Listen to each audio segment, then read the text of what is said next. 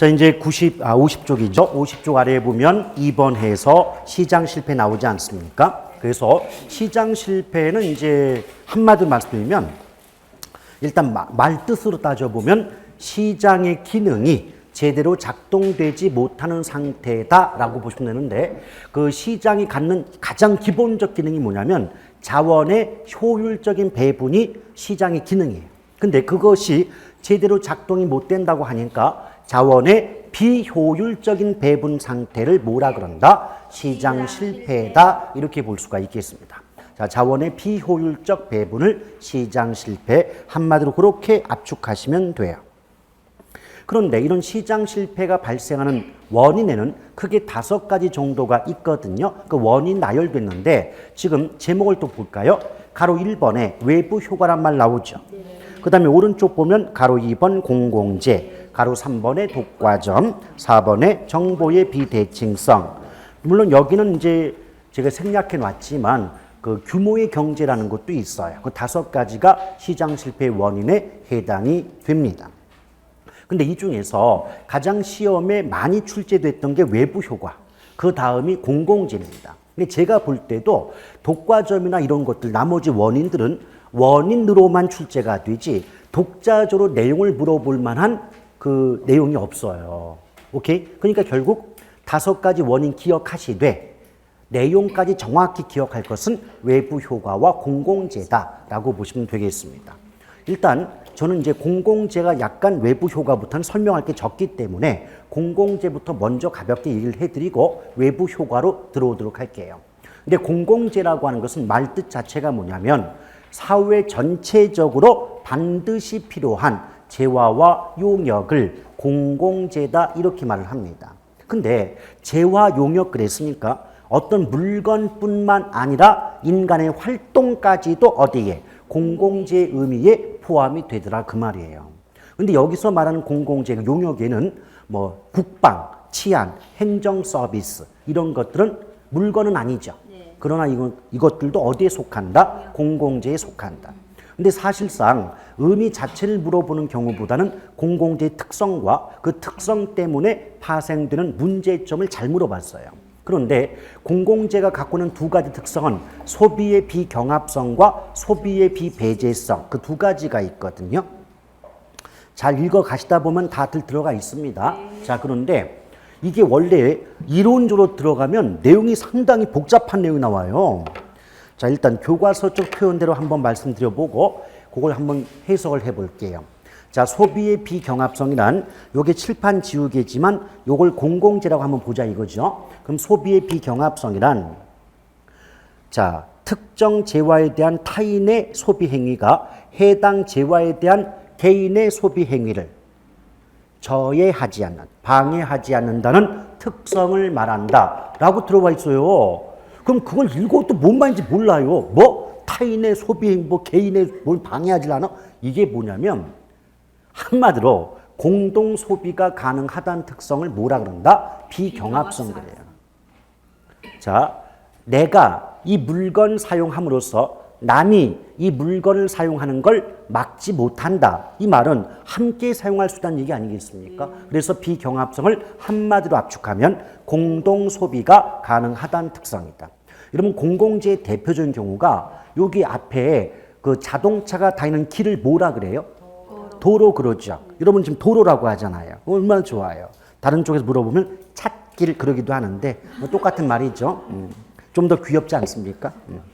아래쪽 분들은 찻길 그래요. 그래서 저게 좀 귀염성 있다 이런 느낌이 들어요. 그런데 이 도로를 예컨대 우루사가 자기 자가용을 몰고 이 도로를 이용한다고 할지라도 나머지 곰탱이, 곰순이, 곰돌이, 푸우가 이 도로 이용하는 걸 막을 수 있나요? 없어요. 아니잖아요. 방해하지 않잖아요. 이것이 바로 뭐다? 비경합성. 우리가 아는 말로 바꾸면 공동 소비가 가능하다. 근데 비배제성이 뭐냐면 원래 비배제란 말을 말뜻 그대로 해석하면 뭔가 배제시킬 수 없다. 이런 특성이잖아요. 그렇죠? 이게 뭐냐? 한마디로 대가 지불 없이도 소비가 가능하다는 특성을 비배제성 이렇게 말합니다. 대가 지불 없이도 소비가 가능하다는 특성이다. 오케이? 그럼 여러분 질문 들어갑니다. 여러분 입장에서 어떤 물건을 꼭 사용해야 돼요. 소비해야 돼요. 그런데 돈 안 내고도 그 물건의 사용 소비가 가능하대요. 그럼 돈 낼래요, 안 낼래요? 안 내요. 안 내죠. 돈은 안 내려 하면서 그 물건의 소비를 통해서, 사용을 통해서 어떤 이익이나 혜택은 누리고자 하겠죠. 이걸 무임승차의 문제가 발생한다 그래요. 무임승차자. 전철 요금 안 내면서 목적지까지 보다 편하고 빠르게 이동하겠다는 혜택만 누리고자 하지 않느냐. 이걸 무임승차자 이렇게 나옵니다. 오케이? 그러니까 뭐다? 소비의 비배제성 때문에 무임승차의 문제가 발생한다. 이렇게 표현할 수가 있겠죠. 이해하시겠어요? 예. 자, 그러면서 이제 외부 효과로 넘어오시면 여러분 외부 효과는 이것도 교과서적 표현대로 하면 상당히 복잡하고 긴 문장이 나옵니다. 오케이? 그게 무슨 말이냐? 어떤 특정 개인의 행위가 제3자 또는 상대방에게 의도하지 않은 이익 또는 불이익을 초래하는 경우 그런 이익에 대한 대가를 지불하거나 또는 불이익에 대한 대가를 지불받지 않는 시장 외적인 효과다. 이렇게 말이 나오거든요. 되게 문장 길잖아요. 근데 결국 핵심은 뭐다? 의도하지 않았지만 이익이 나오는 경우 또 의도하지 않았지만 불이익이 나오는 경우를 우린 외부 효과다 그래요. 오케이? 근데 조심할 건 뭐냐? 의도하지 않은 행위의 결과로 나와야지. 그러니까 의도하지 않아야 외부 효과란 말 쓸 수 있는 거예요. 의도했다면 외부 효과란 말 쓴다, 못 쓴다? 못 쓰는 거예요. 근데 의도하지 않았는데 이익이 나오는 경우를 정의 외부 효과라 하며 의도하지 않았는데 불이익이 나오는 경우를 부의 외부 효과다 이렇게 말을 해요. 그래서 모든 선생님들이 공통적으로 들어두는 예가 뭐냐면 정의 외부 효과 경우 양봉업자와 과수원업자의 관계입니다. 그래서 과수원업자 곰돌이가 어떻게 하면 자기 이익을 높일까 고민한 끝에 과일나무를 많이 심으면 생산량이 많아질 것이고 팔았을 때 이익이 많겠구나 생각한 끝에 과일나무를 많이 심었대요. 그랬더니 뜻하지 않게 의도하지 않게 이웃한 양봉업자의 꿀 생산량이 늘더라는 거예요. 그럼 이때 처음부터 과수원업자 곰돌이는 이웃한 양봉업자 곰순이의 꿀 생산량 증가를 위하여 과일나무를 심었던 건 아니었죠. 의도하진 않았지만 과일나무를 심는다는 그 행위의 결과 이웃집 양봉업자의 꿀 생산량이 늘어난다는 이익이 발생하지 않느냐. 이런 경우를 무슨 외부 효과다? 정의 외부 효과다. 그런데 한 걸음 더 나간다면 그럴 때 양봉업자 곰순이가 네 덕분이야 라고 하면서 과수원업자 곰돌이에게 금일봉을 전달해 줍니까? 하지 않죠. 즉 의도하지 않은 이익이 나오는데 그런 이익에 대한 대가를 지불하지 않는 경우를 정확히 정의 외부 효과다 이래요. 오케이? 그럼 부의 외부 효과의 대표는 뭐냐면 고속도로의 건설입니다. 여러분 고속도로의 건설은 뭐 예쁘게 포장하면 뭐 물류의 원활한 유통 뭐 이런 것들 목적으로 건설하는 게 고속도로 맞지요. 근데 그것이 목적이었는데 고속도로를 만들었다 보니까 고속도로 인근 주민들의 숙면을 방해하고 왜 차량 통행이 계속 이루어지니까 소음이 발생할 거 아니에요. 숙면을 방해함으로써 굉장히 큰 고통을 초래하더라 이 말이에요. 그러면 고속도로를 건설의 의도, 당초의 목적이 인근 지역 주민들의 숙면을 방해하여 그들을 말라 죽이겠다 하는데 목적이 있었던 건 아니었죠. 근데 의도하진 않았지만 소음 공해가 발생한다는 불이익이 발생하고 있죠. 이럴 때 만약 보상이 이루어지지 않는다면 그때는 불이익에 대한 대가를 지불받지 못하는 상태니까 무슨 외부 효과다? 부의 외부 효과다. 이렇게 표현할 수 있다. 그 말이죠. 오케이? 그럼 여기서 여러분에게 문장 하나를 날려볼 테니까 잘 들어보시고 OX를 한번 답변해 보세요. 틀려도 괜찮아요. 자, 중동의 산유국들 있죠?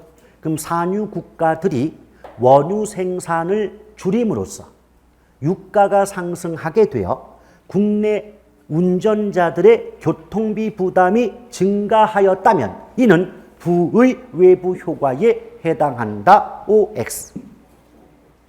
O? X? 응? 아, 이제 문장이 빨랐어요? 길었어요, 너무? 너무 길었어요, 빨랐어요? 안 그랬을 것 같은데? 자, 이럴 때 부의 외부 효과 있다, 아니다? 아니다. 다시 한번 할게요. 자, 원유 생산 국가들이 원유 생산을 줄였어요. 그 유가가 그 석유 값이 올라갔대요. 그 결과 국내 운전자들의 부담이 커져서 통곡하고 있대요. 이는 부의 외부 효과 있다. O, X. O, X, X. 왜 X냐? 외부 효과가 아니거든요. 의도했죠. 왜 중동의 산유 국가들이 유가 생산을 줄였죠? 유가 상승을 의도했죠. 그럼 의도된 행위의 결과인데 어떻게 외부 효과란 말 쓸 수 있냐 그 말이에요. 아시겠어요? 근데 이런 말씀 처음에 들으면 거의 대부분이 틀려요. 근데 또 이제 공부를 해보시면 틀리는 이유가 뭐냐면 공부를 잘못했어요. 어떻게 잘못했느냐? 공부를 해보신 분들이 무슨 결과가 안 좋게 나오면 부고 좋은 결과 나오면 정이다. 이렇게 학습하신 분이 꽤 많습니다. 그거야말로 엄청난 잘못된 학습이에요. 결과의 문제가 아니라 원인의 문제라고.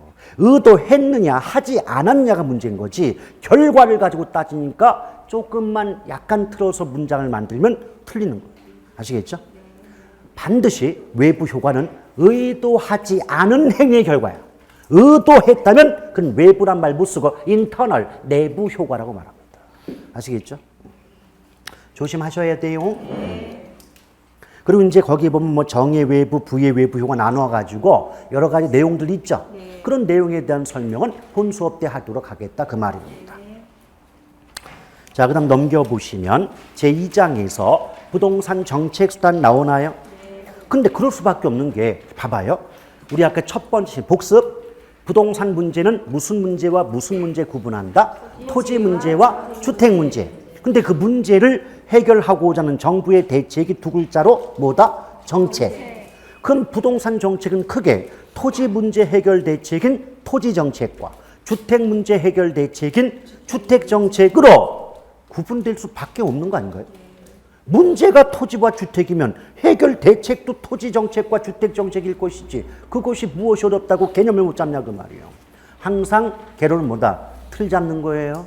아, 문제가 토지와 주택이구나. 그럼 그 해결 대책이 정책이니까 정책도 토지 정책, 주택 정책 이렇게 나오지 않을까라고 예측하시란 말이에요. 오케이? 그럼 여러분들 능력으로 충분히 돼요. 자, 그럴 때 토지 정책에 의해서 참 읽어보면 이보다 좋은 말이 어디 있습니까? 정말 예뻐요. 뭐 바람직한 국토 공간의 형성, 뭐 자원의 유한성 극복과 토지에 대한 기본적 수의 충족. 우와, 정말 좋은 말이죠. 안 나와요. 자, 그다음에 이렇게 좋은 말은 외울 필요도 없고 할 이유도 없는 게 뭐냐면 만약 나오잖아요. 그럼 좋은 말 아닌 게 답이야. 우리가 딱 읽어봤을 때 이건 왠지 부정적인데 이런 느낌 받으면 그건 답이에요. 틀린다. 근데 예쁘고 좋은 말 나오잖아요. 무조건 맞아요. 제가 그동안 26회 기출지문을 모두 분석해 봤지만 예쁘고 좋은 말이 답인 적은 한 번도 없어요. 아시겠어요? 뭔가 꼬집어주고 싶고 떼찌하고 싶은 그런 말이 답이에요. 아시겠죠? 얄미운 답 이런 거. 그런데 거기 아래에 보시면 토지정책 수단 그래가지고 몇 가지 유형 나누잖아요. 일단 가로 1번이 문장은 긴데 요걸 압축하면 이용 끊고 규제야. 이용 규제. 이용 끊고 규제 동그라미 그럼 이용 규제. 두 번째가 간접 개입이고 세 번째가 직접 개입이죠. 네. 오케이. 근데 여기는요. 뭘 좀 알아야 되느냐? 종류. 여기서 물어보는 건 종류밖에 안 물어봐요. 그럼 다음 중 이용 규제 수단이 아닌 것은 뭐 직접적 개입 수단이 아닌 것은 이렇게 물어봐요. 오케이? 그래서 거기 이용 규제 보면 각종 인허가라든지 그다음에 지역지구제 있죠. 그런 거. 그다음에 간접 개입은요. 여러분 간접 개입은요. 무슨 자 돌림이냐면 금자 돌림이요. 금자 돌림. 그래서 보조, 금, 금융 지원, 부담금. 그다음에 세금 나오는데요. 과세가 세금 부과잖아요. 그럼 세금이잖아요. 오케이? 그래서 금자 돌림은 뭐다? 간접 개입이다. 오케이? 근데 이거 하나 조심하셔야 돼요. 제가 금자 돌림은 간접 개입 그랬더니 문제에 조세라고 나온 거예요. 조세. 그럼 금자가 없잖아요. 그걸 보고 금자가 없는데 그러는데 아니 조세가 세금 아니요. 그 정도는 좀 할 줄 알아야 되지 않습니까? 너무 하신 거 아니고. 아시겠죠? 그러니까 기본은 뭐다? 금자 돌림이 간접인데 금자가 없다 할지라도 금자를 붙일 수 있다면 걔는 뭐다? 간접이다. 그 다음에 직접은요, 그걸 제외한 나머지입니다. 그래서 뭐 어떤 도시개발이다, 뭐 토지 수용이다, 또 뭐 토지 은행 제도다, 이런 것들이 바로 직접 개입이다 라고 보시면 돼요. 그럼 여러분에게 질문 한번 드려봐요. 직접과 간접 개입을 비교해 봤을 때 여러분 생각으로 어떤 개입이 정부가 시장에 개입하는 정도가 보다 클까요? 직접이잖아요. 그렇죠. 그럼 직접 개입이 간접 개입보다 정부가 시장에 개입하는 정도가 크죠? 근데 정부가 시장에 개입하는 정도가 크다는 것은 그만큼 시장의 기능을 침해하는 정도가 크다고 말할 수 있지 않나요? 오케이? 그러니까 결국 뭐예요? 엎어치나 매치나 똑같은 말 하는데 엎어칠 땐 여러분 맞추는데 매치면 못 맞춘다고. 왜? 표현이 뭔지를 모르니까. 아시겠죠? 근본적 이유는 생각이 없기 때문이에요. 이 말이 이렇게 바뀌었는데 이게 무슨 말이 뜻일까? 이걸 적을 생각을 하셔야 되는데 그냥 모르는 거야. 외워버리니까. 아시겠죠? 생각하십시오. 그 다음에 이제 토지정책 내용에 보면 나중에 기본 수업 하다 보면 토지정책 수단도 되게 많아요. 되게 많은데 여기에는 지금 지역지구제라는 게 있고 토지은행제도라는 게 있죠. 왜 두 개만 써놨느냐? 그 수없이 많은 토지정책 수단 중에서도 가장 많이 나왔던 게 얘네 두 개니까. 거의 대부분 토지정책 물어보면 얘네 둘 중에 하나예요.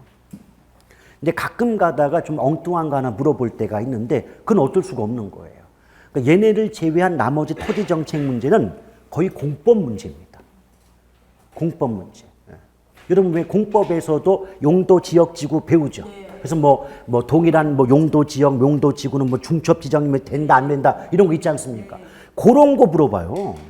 그러니까 어떤 경우냐? 같은 지역지구제지만 우리 개론에서 배우는 건 지역지구제 시행의 목적이 뭐고 그 제도를 시행했을 때 단기나 장기적인 효과가 뭐냐? 또 문제점은 어떤 것들이 있냐? 이걸 물어보는 게 개론이고 거기서 비껴가면 공법의 관점에서 물어볼 때는 법의 규정상 이게 맞니?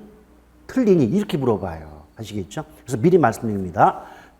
거의 동차 후업을 공부를 하시겠지만 공법을 공부하실 때 지역지구제 이런 것들은 충분히 개론에도 나올 수 있다라고 보시고 공법은 공법, 개론은 개론 이렇게 공부하지 마시고 어떤 부분은 개론과 공법이 호환이 된다라고 생각하시고 함께 묶어 비교하셔야 돼요. 오케이? 자, 앞으로 공법 공부할 때 용도 지역지구 나오면 그 법의 규정은 충분히 개론 문제도 나올 수가 있다라고 보고 생각하세요. 오케이? 근데 지역지구제가 뭐냐? 원래 지역지구제는요, 시장 실패 수정, 이 목적인데, 우리 앞서서 뭐 배웠냐면, 시장 실패 원인 중에 외부 효과 있었죠. 근데 외부 효과 중에서 의도하지 않았지만 불이익이 나오는 경우를 무슨 외부 효과? 부의 외부 효과 그랬죠. 그 부의 외부 효과를 제거, 감소시킬 목적으로 시행되는 제도가 뭐다? 지역지구제다. 여러분, 제가 굳이 칠판에 쓰지 않을 테니까 한번 가벼운 마음을 들어보세요. 공장 옆에 집이 있대요. 느낌 오죠? 자, 공장 옆에 집이 있다면 공장의 영향 때문에 집값은 떨어지겠죠. 오케이? 근데 이것은 처음부터 공장이 세워진 의도나 목적이 이웃한 집값의 하락에 있었던 건 아니죠. 근데 의도하진 않았지만 집값 하락이라는 불이익이 발생한 거 이해돼요? 네. 그럼 이런 경우를 무슨 외부 효과가 발생한다라고 한다? 부의 외부 효과. 오케이? 근데 이건 결국 뭐냐면 공장은 용도로 따지면 공업용이고 집은 용도로 따지면 주거용이죠. 그럼 한쪽이 공업용, 한쪽이 주거용으로 이용되니까 용도가 같거나 비슷하지 않잖아요. 그러면 서로 충돌해서 불리한 결과 나오지 않느냐. 오케이?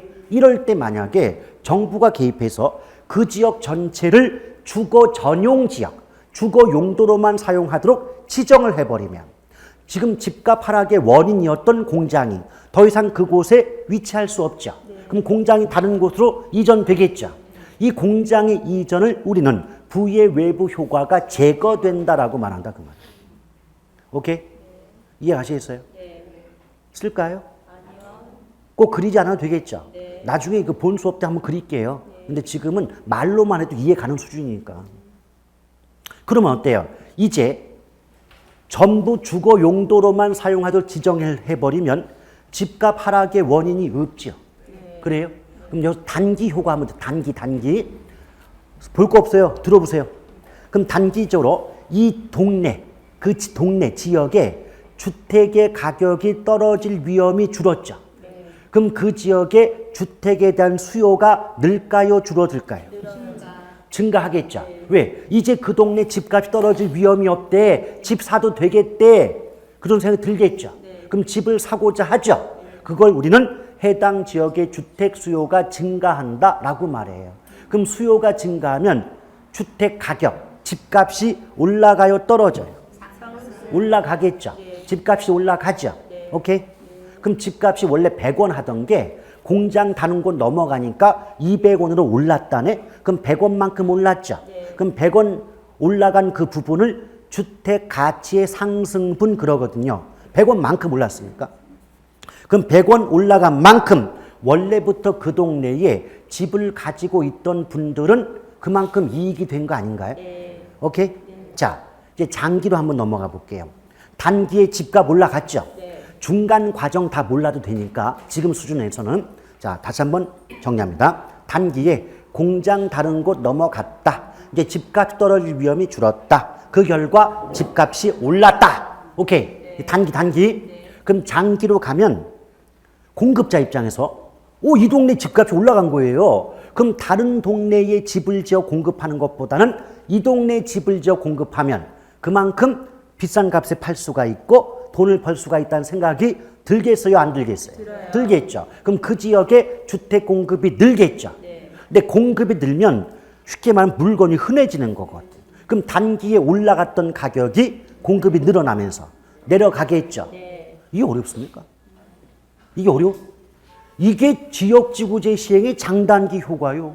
물론 압축해서 요 정도지만 요건데 근데 항상 개론은 이 내용이 어려운 게 아니라 요 간단한 내용을 고급지게 포장을 쳐버리니까 그게 어려운 거지만 일단 내용 자체 이해는 어렵지 않죠.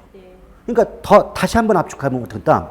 공장이 있어서 집값이 떨어졌다. 이때 전체를 주거 용도로만 사용하도록 지정해주면 공장이 다른 곳으로 이전된다. 그럼 당연히 단기에는 그 동네 집값이 올라가는데 나중에 주택 공급이 늘어나다 보니까 올라갔던 그 동네 집값이 또다시 오르기 전의 가격만큼 내려갈 수밖에 없지 않니? 이게 장단기 효과라고요. 아시겠어요? 근데 막상 들어보니까 그리 어렵지 않죠? 개론이 얼마나 재밌는 과목인데요. 근데 뭐가 가장 큰 문제였다? 여러분들은 그 내용을 이해하시기 전에 어려운 표현에 절망을 하는 거예요. 그 좋은 말하면 고급진 표현이고 우리말로 하면 이런 더럽게 길고 복잡한 문장. 이것 때문에 뭐니? 이러다가 끝나는 건 뭐니? 오케이? 네. 그래서 어차피 이 앞에 서 있는 저의 역할은요. 이 복잡하고 긴 문장의 뜻이 뭐냐? 왜 이 말이 나올 수밖에 없는가를 풀어주는 역할이에요. 풀어서 여러분 이해가 갔다면 나머지는 공부는 여러분이 하시는 겁니다. 일일이 제가 입에 떠 넣어드릴 수는 없는 거 아닙니까? 그렇죠? 물론 개인적인 욕심으로는 시험 당일날 텔레파시를 통해서 정답을 알려주면 굴뚝 같지만 현실적으로 실현 불가능하지 않습니까? 그렇죠? 물론 몇 억 주신다면 제가 대리 시험을 해드릴 수 있어요. 에휴, 그거 다 걸리면 받은 거 다 토해내야 되지 않습니까? 추징당한다 그러죠? 쉽지 않습니다. 자, 그랬고요. 그 다음에 이제 오른쪽 넘어오시면 가로 2번에 토지은행제도 있어요. 자, 여러분. 은행이란 말에서 한번 시작을 해보자 이거죠. 여러분, 우리가 은행에 보통 돈 맡기죠. 그럼 은행에 맡겨놓는 돈은 지금 쓸 돈, 나중에 쓸 돈. 그런데 얘는 은행 앞에 무슨 말 붙었다? 토지. 그럼 그 땅은 지금 쓸 땅, 나중에 쓸 땅. 그래요. 그러니까 뭐냐? 나중에 쓸 땅을 미리 사전에 대량으로 사 놓았다가 땅이 필요한 사람들에게 보다 싼 값의 땅을 공급해 주고자 하는 제도가 뭐다? 토지은행 제도다. 그래서 은행 대신에 비축이란 말을 붙여가지고 토지 비축 제도 해도 상관이 없다 그 말이에요. 여러분 느낌이 오지 않아요? 제가 벌써 4주 수업이지만 제 수업 방식 어때요? 전부 제목 속에서 출발하잖아요. 네. 응? 그 말 뜻에서 출발하지 않습니까? 그게 진정한 학습이에요. 그렇게 되면 토대가 잡히니까 여러분 절대 이게 기초가 탄탄해지는데 처음부터 제목 다 생략하고 이론이 뭐니까 외우셔 해버리면 완전 날아가는 겁니다. 아시겠죠? 근데 미리 예고하지만은 우리 이제 1월 달에 이제 본 수업 들어가잖아요. 본 수업 때도 1, 2월 달 수업은 요 기초 수업에서 조금 더 살을 좀 더 붙이는 정도지 깊숙하게 못 들어가요. 왜? 1월 달에 오시는 분도 계실 거 아니에요. 1월 달에 처음 오시는 분 계시잖아요. 그분들한테 막 들어가고 하잖아요. 그럼 첫날 수업 듣고 나서 이제 찍고 이제 환불받아 가시고. 그러니까 1, 2월 달 수업도 11, 12월 달에 기초 수업에 토대를 두고 조금 살 붙이는 수준이다. 그럼 진짜 이거 좀 어려운데? 복잡해졌는데? 이 느낌은 언제 간다? 3월 달에. 그러니까 3, 4월 수업까지 들어가잖아요. 그럼 사실 엄격히 말하면 개론 수업 3, 4월 끝나는 거예요. 모든 걸 다 쏟아붓는 게 3, 4월이니까. 그럼 5, 6월은 뭐냐? 그동안 기초, 기본, 심화를 거쳐서 다져진 걸 다시 한번 이런 거 있었죠, 이런 거 있었죠 하면서 여러분에게 일깨워주는 작업. 이게 5, 6월 달에 요약집 수업이고 7월 달에는 문제풀이 들어가잖아요. 그러니까 결국은 진정한 수업은 4월로 끝나는 거예요. 아시겠습니까? 그럼 3, 4월, 그럼 11월 달부터 시작해서 4월 달 6개월이잖아요. 그 6개월의 과정을 여러분이 충분히 좀 감내하시고 인내하시고 견디신다면 나중엔 문제가 얼마나 쉽게 풀리는데요. 우리 문제 쉽게 풀어서 합격하려고 왔지 쉽고 재밌게 배우려고 온 거 아니지 않습니까? 목적의식을 정확히 가지셔야 돼요. 아시겠죠? 자, 그렇습니다. 그런데 근데 요거를 제가 조금 전에 해석을 해드렸지만 예쁘게 포장하면 어떨까요? 이렇게 말이 나옵니다. 그냥 가볍게 들어보세요. 토지은행 또는 토지비축제도란 정부 등의 공공이 장래의 토지 수요에 대비하여 사전에 대량의 토지를 매입 비축한 후 토지 수요자에게 그 대량의 토지를 매입 또는 임대하는 제도를 의미한다. 이렇게 말이 나올 수가 있어요. 오케이? 자, 여러분 여러 가지 효과가 있는데 장점도 있고 단점도 있어요. 장점, 단점 하나씩만 뽑아가지고 얘기를 드려볼 테니까 한번 가볍게 들어보세요. 자, 여러분 상식적으로요. 땅값은 시간이 지날수록 올라가요, 떨어져요? 올라가요. 그래서 투자를 하는 거 아니겠습니까? 올라가. 근데 예컨대 5년 후에 땅을 사려면 평당 10만 원 줘야 되는데 5년 전에 미리 땅을 사놓으면 평당 2만 원이면 된대. 오케이? 그럼 평당 2만 원에 토지를 매입한 예컨대 토지주택공사가 5년 후에 2만 원 붙여가지고 4만 원에 팔아먹어도 땅을 사는 입장에서는 10만 원 주는 것보다 4만 원에 사는 게 훨씬 싼 값에 내가 원하는 만큼의 토지를 구할 수가 있지 않냐 그 말이요. 이해하시겠어요? 그럼 그걸 묶으면 이렇게 말할 수 있지 않겠습니까? 상대방이 원하는 적절한 시기에 대량의 토지를 보다 저렴하게 공급할 수 있다. 말 돼요? 네. 미리 대량의 토지를 내가 100만 평, 200만 평을 사놓고 있으니까 상대방이 언제까지 10만 평 필요해요. 그럼 그 상대방이 원하는 그 시기에 10만 평의 토지를 그 시점보다 싸게 공급해 줄 수가 있지 않냐. 그게 토지은행제도의 가장 큰 장점이라고. 오케이? 이해가시겠어요? 네. 그런데 단점 중에 하나가 뭐냐면 비록 싼 값에 사지만 한꺼번에 대량의 토지를 매입하다 보면 토지 매입 비용이 한꺼번에 지출될 수밖에 없죠. 네. 그럼 어때요? 사업 초기에 매입할 때 초기에 토지 매입비에 대한 부담이 크다 작다? 크다. 그게 단점 중에 하나 아니겠냐. 오케이? 그걸 끊어서 외우는 게 아니에요. 어디부터? 의미부터. 그래, 대량의 토지를 사전에 매입한다면 끊어봐. 그럼 대량의 토지를 사전에 매입해 놨으니까 나중에 좀 더 싸게 공급할 수 있지만 한편으로는 한꺼번에 매입하려다 보니까 초기에 매입비 부담이 크지 않느냐. 이게 그 단어 속에서, 그 문장 속에서 파생이 되자는 말이죠. 오케이? 생각해야 돼요. 개론을 생각해야 돼요. 아시겠죠? 그렇게 보시면 돼요. 이게 장점, 단점 여러 개 있지만 하나만 뽑아서 말씀드렸습니다. 그래 놓고 이제 주택 정책 넘어가면 너무 좋아요. 또 의 보세요. 뭐 양적으로 충분한 주택의 확보와 질적으로 양호한 주택의 확보 대체로 구별할 수 있고 우리나라는 주택의 양이 부족하므로 또 노화된 주택이 많아서 유량 대책 및 스톡 대책 모두에 힘을 기울여야 한다. 말 나오죠? 이게 뭐냐? 유량인데 그 스톡이 뭐냐면 그게 저량이 저량. 자, 그러면 제가 그걸 잠깐 해석해 볼게요. 그 두 번째 줄을 보세요. 두 번째 보면 주택의 절대량이 부족하다 그랬죠. 또 오른쪽에는 노후화된 주택이 많다 그랬죠. 이걸 끊어보세요. 자, 잠깐 끊고 절 보세요. 주택의 절대적인 필요량이 많다는 것은 그만큼 주택이 양적으로 부족할 수 있지 않느냐. 그럼 주택은 땅과 달리 인공물이죠. 인간이 만들 수 있잖아요. 그러면 어떻다? 주택의 양이 부족한 문제는 신축을 통해서 새 집을 지어서 공급함으로써 해결할 수가 있죠. 자, 복습합니다. 우리 그 경제론에서 수요 공급할 때 유량 들어봤죠. 근데 유량은 신규 신축과 연결된다 그랬잖아요. 그럼 유량 대책 이 말은 신규 그러니까 주택을 새롭게 지어서 공급하는 게 유량 대책이다 이렇게 말할 수 있는 거 아니에요. 오케이? 신축 공급. 주택의 양이 부족한다면 주택을 새로 지어서 공급하는 게 대책 아니야 그 말이요. 그걸 그냥 신축, 신규 건설 이러면 알아들으니까 유량 대책 해버리는 거예요. 근데 저량은요 기존 중고 부동산 관련돼 있어요. 기존과 중고. 여러분 주택의 질적 수준 주택이 노후화돼 그랬죠. 노후화돼 있다 그 말은 주택의 질적 수준이 높다 낮다.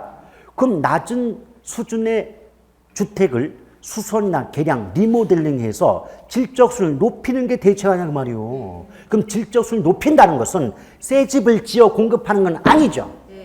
근데 기존의 시장이 이미 있는 주택을 수선하여 함으로써 질적 수준을 높이는 거 아닙니까? 그럼 기존 중고 부동산이 그 대상이 되는 거죠. 그럼 기존이나 중고 재고와 관련된 게 저량이라고. 오케이? 그럼 유량 대책 및 스톡, 즉 저량 대책을 함께 병행해야 된다. 그 말은 주택의 양이 부족하면 새 집을 지어서 공급하는 한편 기존의 주택을 수선 개량함으로써 질적 수준을 높이는 대책도 함께 써야 되지 않니? 이런 뜻이에요. 오케이? 근데 그것도 굳이 유량이다, 저량이다 이런 말 안 쓰고 신규 주택 공급과 더불어 기존의 주택의 질적 수준을 높이는 대책이 요구된다. 이러면 무슨 말인지 금방 알아들 거 아니에요. 근데 그걸 굳이 유량이다, 저량이다 써가지고 혼란을 유발하더라 그 말이에요. 아시겠죠? 그러니 어때요? 단어 하나하나의 뜻을 정확히 알지 못하면 문장 해석이 안 되겠죠. 그럼 힘들어지는 거예요. 그럼 이제 주택정책수단에 뭐가 있느냐? 그 1번에 보면 아파트 분양 가격 규제와 자율화 있죠. 근데 이것도요, 내용 따져보기 전에 규제는 뭔가 묶어놓는 거죠. 그 묶어놓은 걸 풀어주는 걸 뭐 한다 그래요? 자율화다. 뭔가 묶어놓는 건 규제한다 그러고 묶어놓은 걸 풀어주는 건 자율화한다 그러잖아. 오케이? 그러면 예측컨대 뭔지는 몰라도 규제의 반대가 자율화니까 분양가 규제 정책의 어떤 내용을 반대로 뒤집어 주게 되면 자율화 정책의 내용 아니겠는가 생각이 돼야 안 돼요. 맞잖아요. 근데 여러분은 이제 학부모님이신데 저는 학부모가 아니니까 모르는데 궁금해서 한번 여쭤보는 거예요. 교복은 자율화하는 게 나아요? 아니면 그냥 교복을 통일화시키는 게 낫습니까? 학부모 입장에서. 통일화시키는 게 낫습니까? 아, 왜요?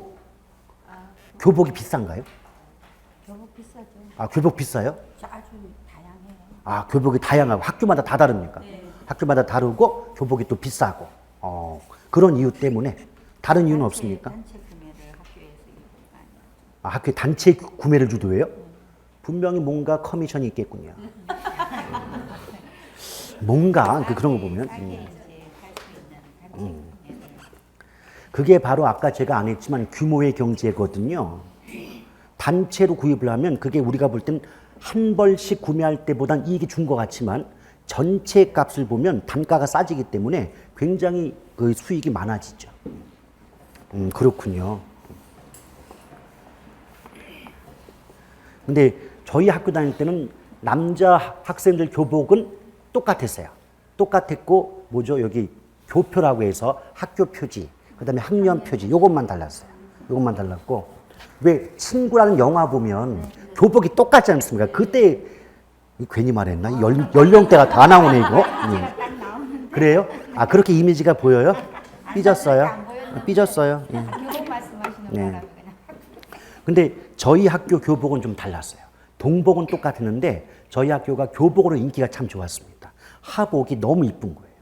하복이 남학교인데도 하복이 하늘색에 이렇게 막 돼 있는 그 파란색 그런 교복 말고 하늘색에 예쁜 안감에 이렇게 세라복처럼 해가지고 되게 예뻤어요. 남학교인데도.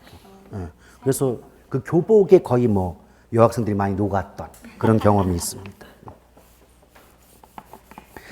아, 참 옛날로 돌아가고 싶네요.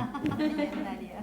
그렇죠? 예. 자, 그러면 일단은 가로 1번에 보면 분양가 규제인데요. 자, 분양 없다고 보고 가가 뭐예요? 가격이에요. 근데 가격을 정부가 개입해서 일정 수준을 통제하기 때문에 가격 규제에다 이렇게 쓰는 거죠. 근데 분양가 규제는 성격상 최고 가격제입니다. 최고 가격제. 여러분, 정부가 가격을 통제하는 수단은 두 가지가 있어요. 최저 가격제와 최고 가격제 두 가지가 있어요. 근데 최고 가격이란 말은 원래 시장 가격, 시가라 그러죠. 시가보다 싸게 가격 통제하는 게 최고 가격이고 시장 가격보다 비싸게 통제할 때 최저 가격 그래요. 근데 이게 처음에 들을 때는 이해가 안 가는 거예요. 아니 비싸게 통제할 때 높을 곳 서서 최고라고 해야 되는 거 아닐까? 이런 생각 들잖아요. 그게 무슨 말이냐면 뭐 아파트가 나왔으니까 예컨대 아파트 30평짜리 아파트가 시장 가격, 시가로 2억에 거래되고 있다. 그러면 정부가 분양가를 예를 든 거예요. 2억이 될 수가 있겠나요? 자, 분양가를 이게 너무 비싸다 싶어서 1억만 받아 라고 통제하는 제도가 분양가 규제고 성격이 최고 가격이거든요. 근데 왜 시가보다 싸게 통제하는데 높을 걸 써주느냐? 왜 최고 가격 그러느냐? 공급자, 아파트 공급자 입장에서 받을 수 있는 최고한의 가격은 얼마까지다? 1억까지. 1억까지만 받아라 그 말이에요. 1억 이상, 그러니까 상한선을 설정한 거예요. 정부가 상한선 설정해놓고 그거 이상 받았다 걸리면 절단 낼 겨 이게 뭐다? 최고 가격이야. 아시겠죠? 그러니까 누구 입장에서? 공급자 입장에서 받을 수 있는 최고한의 가격을 설정해 놓았기 때문에 최고 가격제 이렇게 말하는 거예요. 오케이? 네. 그럼 반대로 요게 이제 최고 가격이라면 최고 가격의 반대말은 최저 가격 그러겠죠. 그럼 이제 시가가 2억인데 분양가를 3억으로 높였다. 그럼 시가보다 가격을 높게 통제했죠. 이건 무슨 가격? 최저 가격. 이건 뭐냐? 왜 값이 비싸졌는데 낮을 적, 최저란 말을 쓰냐면 공급자 입장에서 받을 수 있는 하한선을 설정해요. 하한선.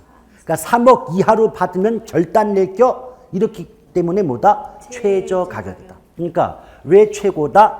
최고 가격은 상한선을 설정해 놓았기 때문에 최고 가격 그러고 왜 최저 가격이다? 하한선을 설정했기 때문에 최저 가격 그래요.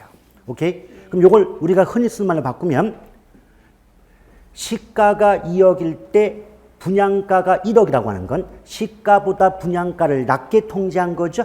이것은 정부가 시장에 개입하여 분양가의 상한선을 설정해 놓았고 그 이상 받으면 안 된다고 통제하기 때문에 최고 가격이다. 근데 그 반대의 경우는 하한선을 설정해 놓고 이 이하로 받지 말라고 하는 거기 때문에 최저 가격이다. 그런데 걱정할 건 없어요. 얘는 몰라도 돼요. 아니 왜 이게 떨어졌지? 이 아래 최저 가격들은 모르셔도 된다. 왜? 우리 시험에 나오는 건 오로지 최고 가격제만 나옵니다. 왜 그럴까요? 여러분 봐봐요. 시가보다 분양가를 싸게 통제하죠. 이게 최고 가격제죠. 이렇게 분양가가 싸게 통제가 되면 소득이 낮은 계층의 내 집 마련의 기회가 더욱 확대 또는 보장될 수 있다 말할 수 있겠죠. 모든 주택 정책의 기본 목적은 저소득층의 주거 안정이 있는 겁니다. 오케이? 내 집 마련의 기회를 더욱 확대하고 보장해 주겠다는 게 기본 목적이에요. 그러려면 어떻게 돼요? 가격을 높게 통제해야 돼요? 낮게 통제해야 돼요? 낮게 통제해야 돼요. 그래서 최고 가격제만이 우리 시험에 나온다. 따라서 문제 푸는 요령 중에 하나, 어쩌고 저쩌고 나왔는데 최저 가격 나오면 읽기 중단. 이 말은 우리 시험에는 금기어다. X야. 아시겠어요? 무조건 최고 가격만 나와야지 최저 가격이 나올 수는 없더라 그 말입니다. 아시겠습니까? 그러면 아하, 결국 분양가 규제가 최고 가격제라면 시가보다 분양가를 싸게 통제하는 거구나. 그럼 결국 저소득층의 주거 안정에 기여함이 목적이었겠구나. 돼요? 오케이? 자, 그럼 여러분 효과를 들어가는데 집중하세요. 2억짜리를 1억에 살 수 있대.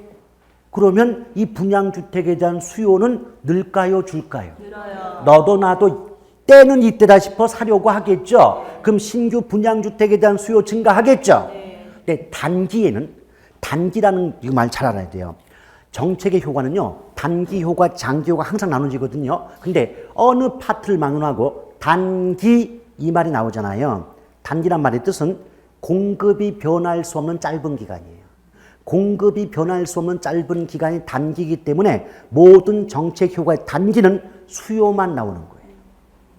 단기는 뭐만 바뀐다? 수요만 바뀐다. 그러니까 제가 조금 전에도 분양가 싸졌으니까 단기적으로 분양주택에 대한 수요가 증가한다 그랬지 공급이 어떻다는 말은 안 했잖아요. 아시겠어요? 그럼 이 말을 뒤집어 말하면 어떤 정책이 나왔어. 효과를 내기하고 있어요. 근데 효과를 얘기하는데 문장 속에 단기 나왔는데 공급이 변한다 어쩜 말 나오면 말 된다 안 된다? 안 되는 거예요 그게. 아시겠어요? 그럼 단기에는 수요만 변하잖아요. 그럼 단기의 반대가 장기일 거 아니에요. 그럼 장기는 뭐가 변한다? 공급이. 아시겠어요? 그럼 구조가 어떻다? 단기 수요, 장기 공급이에요. Understand? 네. 그 외워도 구조를 좀 알고 외워야지 그냥 무대뽀로 외우니까. 자, 그럼 봐봐요. 장기는 공급이죠. 그럼 누구 입장에서 보자? 공급자 입장. 아, 공급자 입장에서 2억 받을 걸 1억밖에 못 받는데 공급 늘려 줄여? 줄여. 내가 2억을 받을 수는 있는 것 같다. 1억밖에 못 받으면 열 받아요 안 받아요? 받잖아요. 근데 그 열 받는다는 걸 개론이 어떤 과목인데 열 받는다 못 쓰지 않습니까? 그럼 뭐라 그래요? 분양가 규제 시 장기적으로 건설업체의 생산성, 수익성이 악화된다. 이래 버리는 거지. 근데 사실 그걸 해석하면 열받는다 그 말이에요. 다르게 말하면 미치고 환장한다. 말하는 이해하시겠어요? 네. 그럼 공급 줄이겠죠? 네. 그럼 봐봐요. 이게 원래 의도가 뭐야? 값을 싸게 해서 좀 소득 낮은 분들도 내 집 마련 한번 해보도록 하는데 목적이 있었죠. 네. 근데 단기에는 어느 정도 효과가 있다고. 근데 장기로 가면 공급자가 신규 분양대 공급을 줄여버린다고. 그럼 새 집을 구하기가 쉽다 어렵다? 어려워요. 자, 잠깐 끊어볼게요. 주택은요, 필수제라는 말을 씁니다. 필수는 뭐냐? 필수란 말이 들어가 있잖아요. 반드시. 오케이? 저 주택은 필수제. 그 말은 집은 반드시 필요한 물건이에요. 인간 생활에 있어서. 근데 그 반드시 필요한 물건인 집이 새 집을 구하기 어려워졌어. 그럼 무슨 집이라도. 새 집을 구하기 어려워진다면 무슨 집이라도 구하려 한다. 헌집. 그 헌집을 우리 개로는 중고주택 그러겠죠.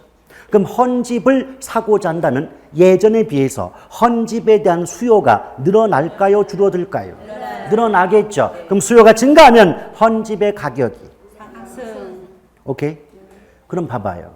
이런 말 가능합니까? 분명히 분양가 규제는 분양 가격을 낮춤으로써 소득이 낮은 분들의 주택 구입의 기회를 보장해 주고 싶었던 건데 장기적으로 새 집은 구하기 어려워지면서 헌지값마저 올라가 버리죠. 그럼 그만큼 저소득층의 주택 구입난은 더욱 악화된다, 심화된다라고 말할 수 있겠습니까? 오케이? 장단기 효과 끝. 근데 들어보면 아시겠지만 어려워요? 안 어렵잖아요. 근데 결국 누구 입장만 보자. 단기 나오면 수요자 입장 보고 장기 나오면 공급자 입장에서 판단하면 내가 파는 놈 입장이라도 나는 나 같아도 그럴 수밖에 없을 거 아니에요. 오케이? 그래서 정부가 놀랬어요. 아이고 이거 좀 묶어놓으면 뭔가 좀 효과가 있을 줄 알았는데 묶어놓으니까 지금 부작용이 많은겨. 그럼 어떡합니까? 풀어줘야 되겠죠. 자율화. 이 말이 뭐다? 너 지금까지 1억 받으라고 했는데 이제부터는 그냥 알아서들 받아. 그런단 말이에요. 그럼 여러분이 공급자 입장이라면 이제부터 알아서들 받으라고 하는데 계속 1억 받을까요? 이제 2억 받을까요? 2억. 그럼 분양가가 올라가는 결과 나온다고. 그럼 단기는 누구 입장? 수요. 가격 비싸지죠? 그럼 새 집값 올라가죠? 사요 못 사요? 못 사. 그럼 신규 분양주택에 대한 수요는 감소한다고 말할 수 있겠죠. 그런데 조금 전에 주택은 필수제라고 했죠. 새 집은 비싸서 사기가 어려워지면 무슨 집이라도 헌집이라도 사려고 하겠죠. 그럼 중고주택 가격 올라가겠죠. 그럼 이런 말 가능해요? 분양가 자율화 정책을 시행하는 경우 신규 주택 가격은 물론이며 중고주택 가격도 동반하여 상승한다. 이렇게 많이 나온 거예요. 새 집값 올라가죠? 근데 거기서 비싸 안 돼. 헌집 사야지. 헌집값도 올라가죠? 양쪽 값 다 올라가요. 그럼 결국 소득이 낮은 계층의 주택 구입난은 역시 더더욱 악화되겠죠. 오케이? 그래서 그럼 압축하면 제가 장기 효과 그냥 안 할게요. 그럼 압축하면 이거 아니에요. 분양가를 묶어놓든 풀어주든 결과적으로 소득이 낮은 계층의 주거 안정에 기여할 수 있었다, 할 수 없었다. 할 수 없었다. 더욱 부작용이 커졌다. 그 말 아니에요. 오케이? 이걸 기출문제에서 뭐라고 했냐면 분양가 자율화는 분양가 규제와는 달리 저소득층의 주거 안정에 기여할 수 있었다 그랬어요. 그럼 맞아요, 틀려요? 둘 다 기여 안 되잖아. 근데 그 말은 분양가를 풀어주면 분양가를 묶어놓을 때보다는 좋은 결과가 나왔다. 이런 얘기 아닙니까? 그런 문장 성립할 수가 없겠죠. 오케이? 여러분들은 벌써 기출문제 서너 개를 다 맞춘 거예요. 기출문제 수준이 그 정도라고. 쉽게 푼다고. 쉽게 푸는데 내용을 알아야 쉽지. 모르면 그게 쉽겠냐고 도대체. 아시겠어요? 이해를 하십시오. 자, 그 다음에 선분양, 후분양 나오는데 미리 말씀드릴게요. 써놓긴 했지만 시험에는 안 나와요. 응? 지금까지 나왔던 주택정책수단 중에 선분양, 후분양 나온 건 그걸 직접 물어본 문제는 아예 없고 다른 주택정책수단 얘기할 때 보기 5개 중에 하나 정도의 내용으로 나온 적은 있어도 직접 문제가 물어본 적은 없어요. 오케이? 근데 이것도요. 생각해봐요. 선의 반대가 뭐요? 후요. 그럼 선분양 반대가 후분양인 거예요. 그럼 만약 공부하고 싶으면 둘 중에 하나 해놓으면 될 거 아니에요? 근데 이것도 저는 선분양부터 시작하겠습니다. 말뜻부터. 선분양은 미리 분양이죠. 미리 분양한다는 건 집이 지금 지어져 있다, 아직 짓고 있다. 짓고 있다. 그럼 어때요? 주택의 완성 이전에 미리 분양하는 제도가 선분양인 거 맞지요? 네. 오케이? 그런데요. 미리 분양을 한다는 건 아직 있지도 않은 주택을 분양해서 상대방, 주택 수요자, 집이 필요한 사람들로부터 분양 대금을 미리 땡겨받는 거죠. 네. 그 분양 대금을 미리 땡겨받음으로써 아파트 건설에 필요한 자금을 사전에 확보할 수 있는 거 아닌가요? 네. 그럼 누가 유리할까? 공급자. 그래, 그 선분양 제도는 공급자 중심의 분양 제도다 그러는 거예요. 오케이? 그런데요. 만약 우리 수요자 입장에선 이제 뭐 계약금, 중도금, 그 잔금 치렀대. 돈은 다 줬대.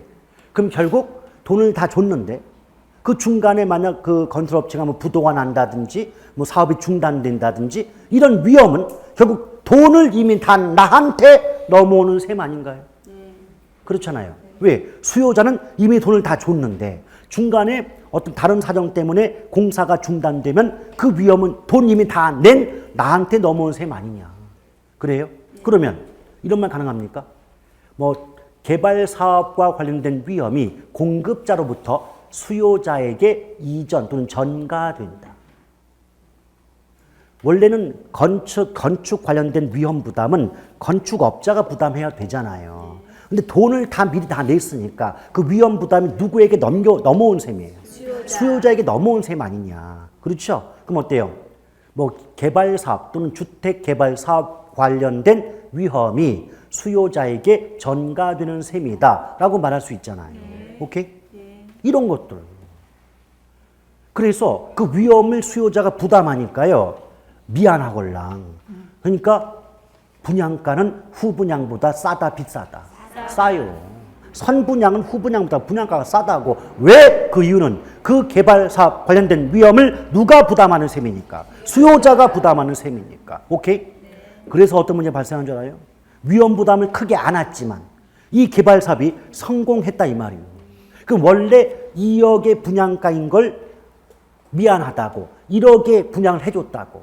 그렇죠? 그럼 이 개발 사업이 성공하면 2억짜리를 1억에 분양받은 나는 단기간에 되팔아도 큰 양도 차익을 얻을 수가 있지 않겠냐 그 말이에요. 그럼 단기간에 되팔아서 차익을 얻고자 하는 행위를 투기라고 하지 않겠습니까? 그럼 선분양 제도 시행 시 투기의 문제가 발생한다라고 말할 수 있잖아요. 오케이? 그런 것들. 근데 지금 맛보기로 몇 개 말씀드렸던 이 내용을 반대로 뒤집어주면 뭐가 된다? 후분양. 됐습니까? 그 다음에 오른쪽 아래에 보면 3번에 임대주택 정책 나오죠. 여러분 이렇게 보시면 돼요. 정책론은 토지정책, 주택정책, 조세정책으로 구분해요. 이때 토지정책은 매년마다 나오지 않습니다. 그러니까 한 1.5년 터울로 나와. 근데 주택정책은 매년마다 출제가 돼요. 매년마다 출제되는데 그 주택정책의 핵심은 바로 3번의 임대주택정책이에요. 그러니까 임대주택정책은 해마다 전혀 빠지지 않고 매년 출제가 되고 있다 그 말입니다. 학습의 비중을 어디에 둬야 될지 감이 잡히시죠? 자, 이 부분은 또한 쉬었다 이어간다.